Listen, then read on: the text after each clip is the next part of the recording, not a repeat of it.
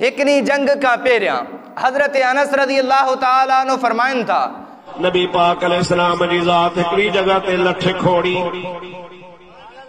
जब लठ खोड़ियूं त मन जेको असहाबी गॾु उन चो मिला हिन जाइ ते लठ छो था ठोकियो बीठा। पाण फरमायो सुभाणे हिन जाइ ते अबू जहल मरंदो। वरी अगते वया उते नबी पाक लठ खोड़ी क़िबला ही चाहे पाण फरमायूं था सुभाणे हिन जाइ ते वलीद मरंदो।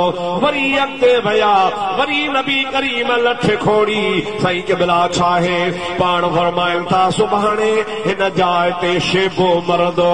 इए नबी पाक 70 जगहुन ते लठ खोड़ी ऐं 70 ॼणनि जा नाला खणी ॿुधायो तो सुभाणे फलाणा फलाणा मरदा त सही पर हिन जाइ ते मरदा।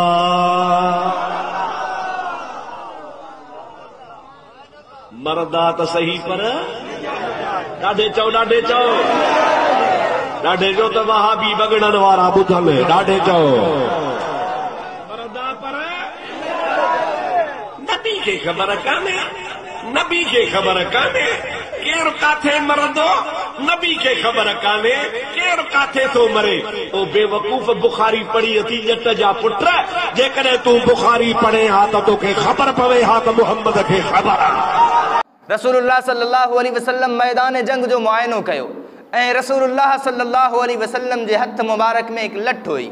उन लठ मुबारक सां निशान बणाइनि पिया। सहाबी अर्ज़ कयो, अल्लाह जा बी छाजो निशान आहे?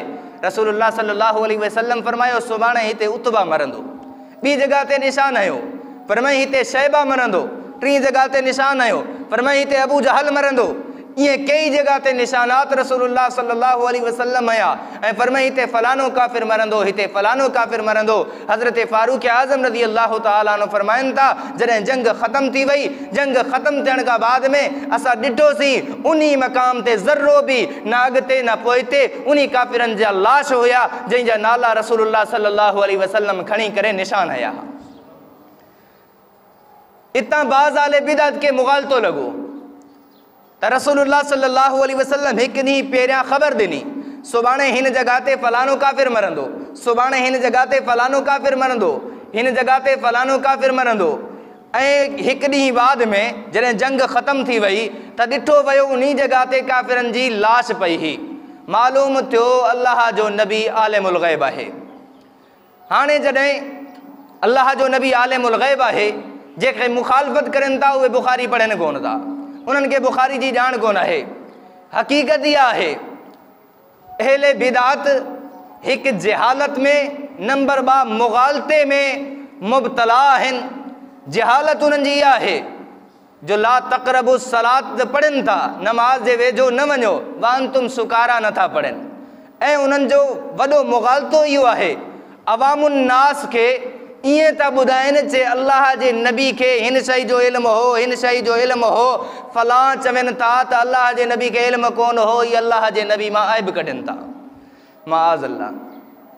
मुंहिंजो ऐं मुंहिंजे अकाबिर आलो सुन्नत वल जमात अहनाफ देवबंद जो अक़ीदो ऐं नज़रियो आहे, अल्लाह तबारक व तआला हिन काइनात में सब खां वधीक इल्मु अल्लाह जे नबी रसूलुल्लाह सल्लल्लाहु अलैहि वसल्लम खे अता कयो आहे।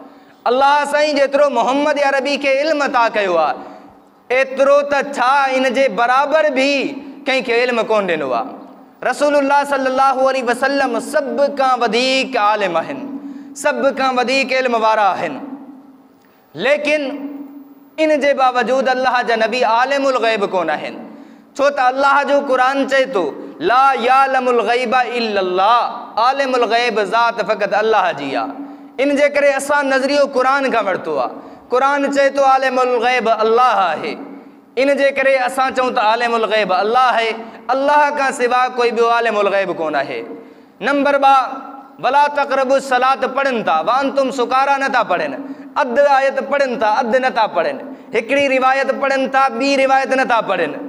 अधु रिवायत पढ़ी तर्जुमो करे ॿुधाइनि था, मुकम्मल नथा पढ़नि। जेकॾहिं मुकम्मल पढ़ंदा अक़ीदो ॿियो बणंदो, जेकॾहिं अधु पढ़ंदा त अक़ीदो ॿियो बणंदो। हाणे ग़ज़वाए बदर 2 हिजरी में लॻो, 17 रमज़ानुल मुबारक ते लगो। जेकॾहिं इन मां रसूलुल्लाह सल्लल्लाहु अलैहि वसल्लम जो आलिमुल ग़ैब हुजण साबित थिए थो। हाणे रसूलुल्लाह जी सॼी ज़िंदगी के ॾिसूं था, कई अहिड़ा वाक़ियात रूनुमा थिया जेके रसूलुल्लाह जे आलिमुल ग़ैब हुजण जी नफ़ी करनि था।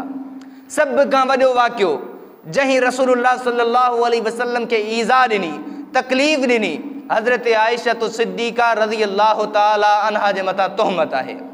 हज़रत आयशा सिद्दीक़ा ते तोहमत लगी। रसूलुल्लाह सल्लल्लाहु अलैहि वसल्लम सहाबा सां मशवरो कयो, नबी आलिमुल ग़ैब हुजे हा, मशवरो करे हा। ये त बाद जी ॻाल्हि आहे। ख़ुदि ग़ज़वाए बदर के पढ़ूं, जंगे बदर के पढ़ूं था। जॾहिं वाक़ियाए बदर, जंगे बदर में मुसलमाननि के फतह थी, उन खां बाद में कैदियुनि जे मुतालिक़ रसूलुल्लाह सल्लल्लाहु अलैहि वसल्लम सहाबाए किराम का मशवरो तलब कयो। बुखारी शरीफ जी रिवायत आहे, रसूलुल्लाह सल्लल्लाहु अलैहि वसल्लम के हज़रत अबू बकर सिद्दीक़ अर्ज़ कयो, अल्लाह जा हबीबी तव्हांजा माइट आहिनि, तव्हांजा रिश्तेदार आहिनि, हिननि खां फ़िदियो वठी करे हिननि खे छॾे ॾियो, थी सघे तो अल्लाह हिननि खे हिदायत ॾे, ही मुसलमान थी वञनि। ॿियनि सहाबा बि इहो मशवरो ॾिनो। हज़रत ज़ैद ऐं हज़रत फारूक आज़म का जॾहिं मशवरो तलब कयो वियो, हज़रत फारूक आज़म अर्ज़ कयो, अल्लाह जा हबीब मां फारूक जो मशवरो इहो आहे, तव्हां ईअं कयो, जेको जंहिंजो रिश्तेदार आहे उन्हनि जे हथ में उनखे ॾियो ऐं उनखे इजाज़त ॾियो हू पंहिंजी तलवार सां उनजी गर्दन लाहे छॾे। रसूलुल्लाह सल्लल्लाहु अलैहि वसल्लम हज़रत अबू बकर सिद्दीक़ जे मशवरे ते अमल कयो, हज़रत फारूक आज़म रज़ियल्लाहु ताला अन्हु जे मशवरे ते अमल न कयो। अल्लाह तबारक व ताला सूरह अनफाल जी आयत नंबर 67 नाज़िल फरमाए रसूलुल्लाह के तंबीह फरमाई, ए पैगंबर अरबी तू ईअं छो कयो, अबू बकर जी राय ते अमल छो कयो, उमर जी राय ते अमल छो न कयो।